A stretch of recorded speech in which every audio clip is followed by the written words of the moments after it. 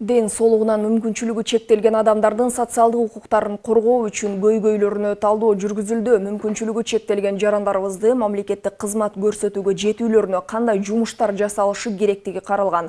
Анда жогорудагы адамдардын укуктарынын бузулушу менен байланышкан көйгөйлөрдү чечүү боюнча милдеттерин аткарылбай жаткандыгы коомдогу чыңалууну жаратып жатат. Изилдөөнүн жүрүшүндө мүмкүнчүлүгү чектелген адамдардын укуктарын коргоону күчөтүүгө жана мамлекеттик кызматтарга жетүүлөрүн кеңейтүүгө түзүлүшү керектиги айтылган. Мүмкүнчүлүгү чектелген адамдардын турмушу абдан эле оор.